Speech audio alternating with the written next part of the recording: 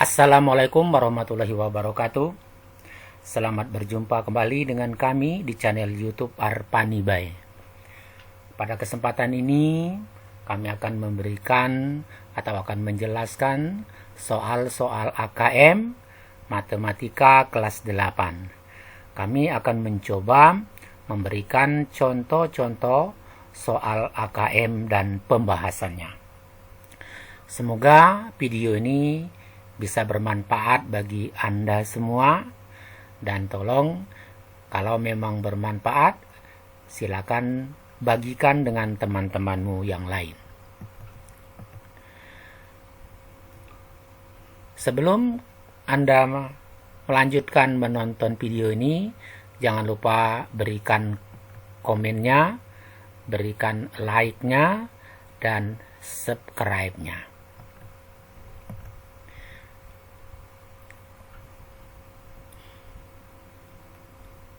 Pada pertemuan awal ini, kita akan membahas memahami pola barisan bilangan dan konfigurasi objek. Sumber kami ambilkan dari Pusmenjar Kemendikbud.go.id. Contoh soal pertama. Dalam suatu gedung pertunjukan, terdapat 9 baris kursi. Pada baris pertama, paling depan terdapat 8 kursi, baris kedua 12 kursi, baris ketiga 11 kursi, baris keempat 15 kursi, baris kelima 14 kursi, dan seterusnya mengikuti pola yang sama. Permasalahannya di sini, biasanya penonton lebih memilih untuk duduk pada 3 baris terakhir. Pertanyaannya, tentukan banyaknya kursi seluruhnya yang dapat ditempati pada 3 baris terakhir tersebut. Nah, anak-anak sekalian, soal seperti ini harus kita baca dengan pelan-pelan. Ini namanya literasi, harus dibaca, harus dipahami, ya. Soal ini kemana arahnya. Nah, itu. Baru kita bisa menentukan jawabannya. Nah, di sini pertama-tama kita buat dulu barisan kursinya itu. Barisan pertama itu 8, kemudian 12 mengikuti yang tertulis di sana di soal, kemudian 11, 15, 14, kemudian yang sudah ada di sini ya, yang ke-14. Nah, 14. Nah, seterusnya kita lihat polanya ini.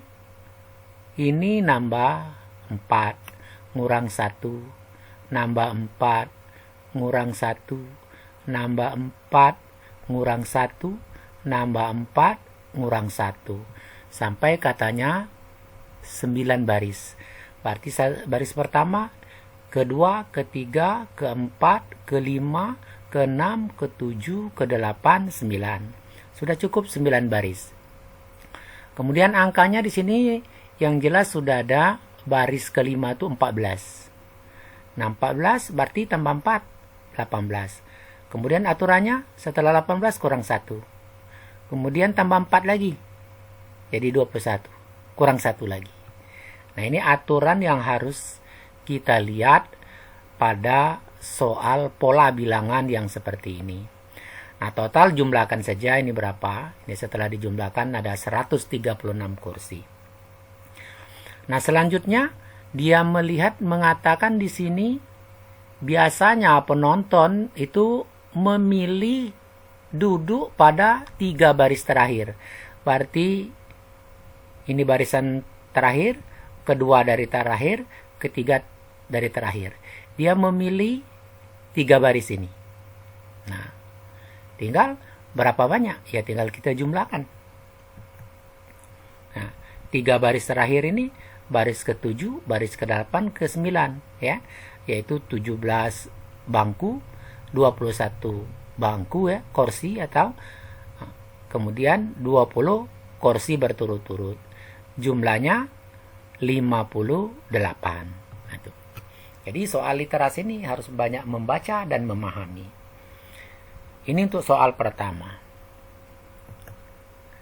Jadi kuncinya 58. Nah, kedua, soalnya masih yang tadi, tapi berapa banyak kursi pada baris belakang. Nah, ini kalau untuk menjawab ini, ya kita cukup membuat barisan ini kembali seperti ini. Sehingga kita lihat yang paling belakang berapa ini? 20. Nah, sesungguhnya mudahkan soal ini.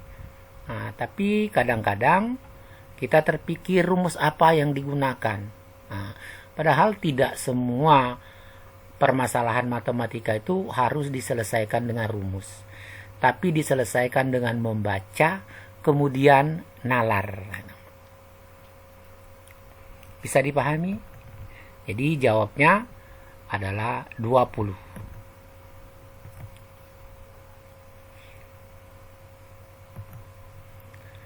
Nah, selanjutnya masih pada gedung yang tadi sama, permasalahannya 9 baris juga, kemudian barisannya sama seperti ini. Kemudian dalam yang jadi masalahnya ini, dalam suatu pertunjukan terisi penonton sebanyak 3/4 dari kapasitas seluruh kursi. Tentukan benar atau salah pernyataan berikut berdasarkan informasi di atas. Jadi pernyataannya, banyak kursi yang kosong yang tidak terisi lebih dari 34. Kira-kira benar atau salah? Kemudian jika harga tiket per orang 60.000, maka pendapatan saat ini ketika terisi 3/4 ini, katanya pendapatannya 6 juta. Nah, ini perlu kita lakukan perhitungan, analisa dulu. Ya. Kursinya tadi ini sudah kita buat dari awal. Tinggal kita lanjutkan. Total kursi dalam gedung jika dijumlahkan 136. 3/4 terisi. Sehingga yang kosong 1/4. Nah, 1/4 itu adalah 1/4 dari 136. Maka yang kosong itu ada 34 kursi. Di sini pernyataannya banyak kursi yang kosong lebih dari 34. Sedangkan di sini cuman 34. Di sini lebih dari. Berarti pernyataan ini salah. Nah. Kemudian jika harga tiket per orang 60.000, pendapatan pada saat itu, ya kursi itu 136. Kalau dikurang 4, berarti 102 yang terisi. 102 kita kalikan dengan 60, berarti 6.120.000. Sedangkan di sini pendapatan saat itu adalah 6 juta. Ya, hanya 6 juta di sini. Nah, maka jawabannya pernyataan pertama salah, pernyataan kedua salah. Nah, tapi anak-anak lihat kalau di sini dia menuliskan pendapatan saat itu bukan 6 juta, tapi berada pada kisaran 6 juta. Ya, kalau berada pada kisaran 6 juta, berarti betul ini 6.120.000. Tapi karena pada saat ini adalah 6 juta. Nah, itu yang perlu kita pahami di dalam belajar soal-soal yang literasi ini. Ya, kata-kata yang ada di sini sangat menentukan anak-anak sekalian, ya. Jadi harus dilihat betul. Nah, seperti ini tadi lebih dari 34, padahal dia cuma 34, ya. Nah, maka pernyataan ini salah. Ya. Pernyataan ini karena di sini lebih dari. Ternyata dia 34. Tapi kalau kita hitung 35, berarti pernyataan ini benar. Tapi hitungannya kan 34. Nah, begitulah anak-anak menjawab soal-soal seperti ini harus dibaca dengan seksama, kemudian permasalahan-permasalahannya juga harus kita pahami dengan baik. Ya. Kemudian kita coba menyelesaikan dengan aturan-aturan yang ada dalam menyelesaikan persoalan seperti ini. Nah, ini soal yang berikutnya. Ini yang beda sedikit dengan tadi tapi masih sama, masih berada pada pola bilangan. Ini dibaca dengan baik-baik, dibaca dengan seksama, tidak usah cepat-cepat, bacanya harus penuh penghayatan. Migrasi burung merupakan pergerakan populasi burung yang terjadi pada waktu tertentu setiap tahun. Dari tempat berbiak menuju tempat mencari makan, selama iklim di tempat berbiaknya itu tidak memungkinkan. Tidak kurang 60 jenis raptor setiap tahunnya bermigrasi dari Asia Tenggara. 19 diantaranya ke Indonesia, sebelum akhirnya kembali ke habitat berbiaknya. Ando, seorang peneliti migrasi burung, mencatat pergerakan burung seperti ini. Barisan pertama 1 ekor. Barisan kedua 3 ekor burung dan seterusnya. Seperti pada gambar ini. Ini baris pertama, baris kedua 3 ekor, baris ketiga ada 5 ekor, baris keempatnya ada 7 ekor. Berarti baris kelimanya sudah 9 ekor dan seterusnya. Permasalahannya jika banyak barisan dalam formasi tersebut ada 12, maka banyak burung pada barisan terakhir dan banyak burung seluruhnya yang ada dalam kelompok tersebut adalah. Jadi nanti kita cari U12 ini kita cari. Berapa banyak? Ini 1, 2, 3, 4 ini. Ini kan sudah ada 4 barisan. Buat lagi barisan ke-5, barisan ke-6, barisan ke-7, barisan ke-8 sampai barisan yang ke-12. Nanti burungnya ada berapa? Nah, kita bisa menyelesaikan persoalan ini dengan banyak cara sebenarnya. Kalau kita sudah terbiasa dengan menggunakan pola ini, pola di mana UN itu adalah A plus N-1 dikali beda. Ini pelajarannya sudah ada ya di kelas 8 itu. Lantas U1 A-nya 1 ini. Kemudian N-nya yang kita cari 12. 12 min 1 kali bedanya. Ini karena dia nambah 2, nambah 2, nambah 2 berarti bedanya 2. Nah, maka ini 12, 22. 12 dikurang 1, 11. 11 kali 2, 22. 22 ditambah 1, 23. Mana yang 23? Nah, ini B. Tapi kita cari dulu ini.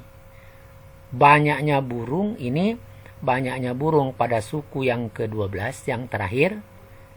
Nah, yang ditanya berapa banyaknya burung semuanya. Maka bisa kita pakai SN itu adalah setengah dari, sebenarnya ini 23 suku terakhir. Suku pertamanya adalah A, ini adalah 1.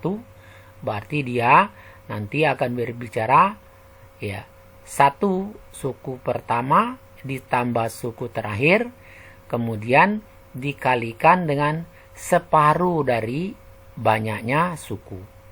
Banyaknya suku 12 ya. Nah, ini. Setengah dari banyaknya suku dikalikan dengan suku pertama ditambah suku terakhir. Nah, itu. Jadi di sini setengah dari 12 itu 6, 1 tambah 23 itu 24. Berarti sama dengan 44. Maka jawabannya B ya, ini. Nah, untuk penjelasan lebih lengkap Anda bisa, untuk soal ini kamu bisa mempelajari kembali di link video kami ini ya. Belajar tentang menjumlahkan banyaknya atau jumlah suku yang ke N dari deret aritmatik. Bisa nonton kembali di sini. Anak-anak sekalian, demikianlah soal-soal pembahasan ini. Ya, semoga bermanfaat dan semoga Anda semakin cerdas dengan banyak belajar dan banyak membaca. Assalamualaikum warahmatullahi wabarakatuh.